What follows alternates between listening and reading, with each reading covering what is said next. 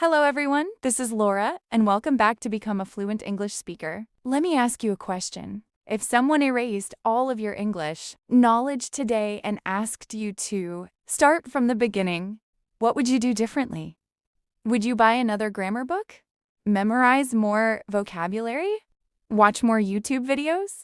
After years of helping English learners, I can honestly say that if I had to learn English again from zero, I would take a completely different path. Today, I'm going to share the 7 things I would do differently.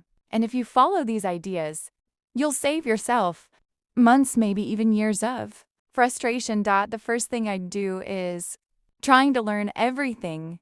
When I first started learning, I thought I needed to know every grammar rule and every difficult word. But fluent speakers don't know every word in the dictionary. They master the words and phrases they use every day.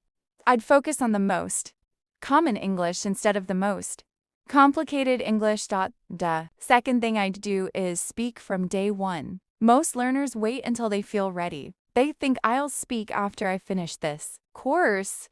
The problem is that confidence doesn't come before speaking. It comes because of speaking. Even if I only knew 10 words, I would start making simple sentences immediately. The third thing I'd do is think in English instead of translating. Translation feels safe, but it slows your brain down. I'd train myself to think simple thoughts in English throughout the day. I'm hungry. It's hot today. I need to answer this. Email. These small habits eventually become automatic. The fourth thing I'd do is learn phrases instead of individual words. Instead of memorizing the word decision, I'd learn the phrase make a decision instead of learning effort. I'd learned make an effort. Native speakers communicate in chunks, not isolated vocabulary. That's one of the fastest ways to sound natural. The fifth thing I'd do is listen to English every single day. Not because I expect to understand every word, but because I want my ears to become familiar with the rhythm, pronunciation, and flow of the language. The more you listen, the less English sounds like a foreign language. The sixth thing I'd do is stop being afraid of mistakes. Looking back, I realized that my biggest enemy wasn't grammar. It was fear. I spent too much time trying to sound perfect instead of trying to communicate. The truth is, every mistake teaches you something. Every conversation makes you better. The people who become fluent aren't the ones who make the fewest mistakes. They're the ones who keep speaking despite them. And finally, the seventh thing I'd do is make English part of my lifestyle instead of treating it like a school subject.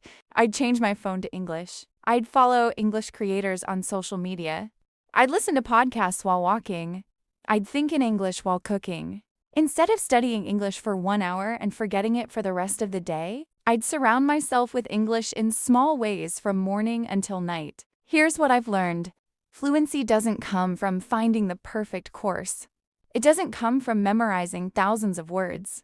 It comes from building the right habits and repeating them consistently.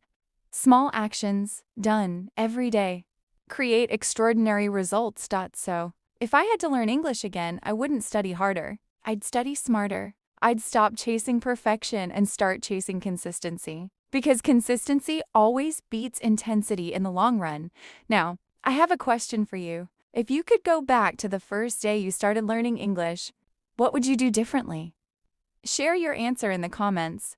I'd love to read your experiences. If you enjoyed today's English listening podcast, don't forget to subscribe to become a fluent English speaker for more practical English lessons, listening practice, vocabulary tips, and fluency strategies. This is Laura, and remember, the best time to improve your English was yesterday.